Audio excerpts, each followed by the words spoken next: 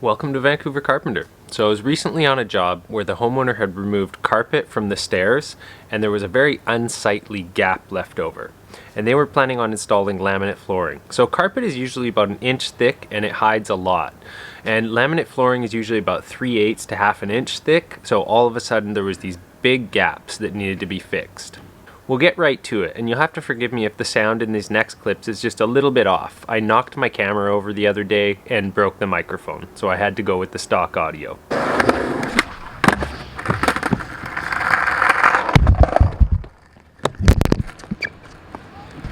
Shoot! The other problem we have is that we have almost 1-inch gaps in some of these where the risers are going to go. And that material, that laminate, is probably only going to be about 3/8 of an inch at the most. So we need to pre-fill and flat tape these before that can all get installed, because it's going to be a problem to do it after. Alright, first things first, let's get a little Kwikset mixed up so that we can get moving on that.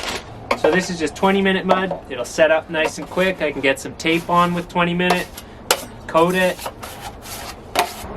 And I'm mixing it pretty thick so that it doesn't shrink back so much, and so that it actually stays put.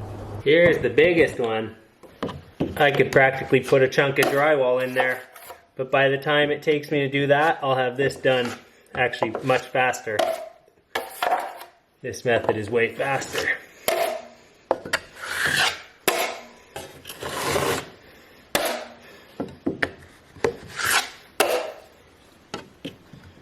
So the hard part is leaving that flat. Now you can always scrape it out after. Here's another good one.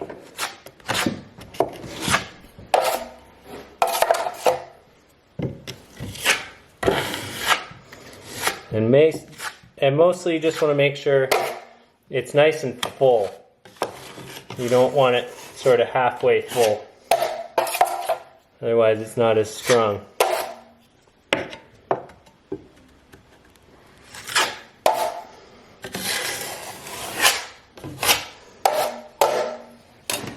Okay, so the next thing we gotta do is just scrape off any little high spots.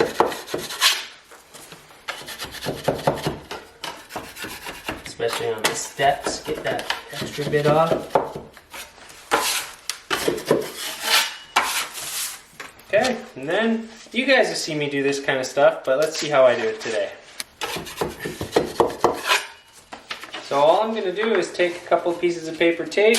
They're about long enough to cover that and fit in there. You just put them on this piece of cardboard here. We've got some all-purpose light, and I'm making sure to have the crease side up here. You know, the side you actually want the tape on. And there we go.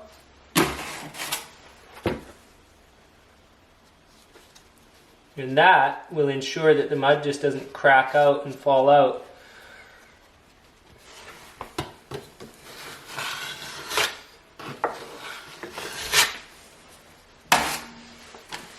Make it look easy, but that's the idea.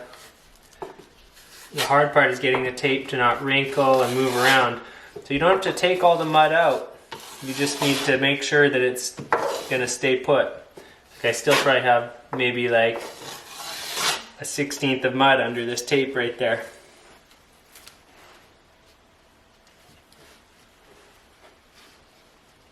Okay.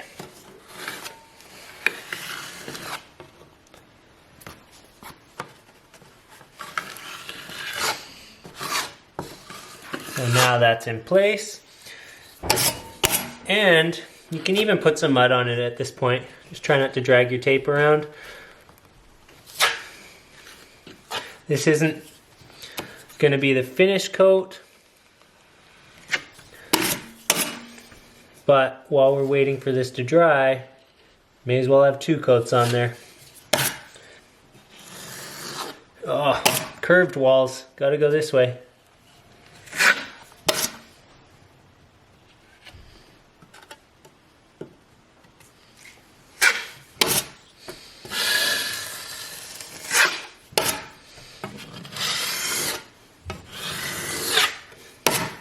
That'll do.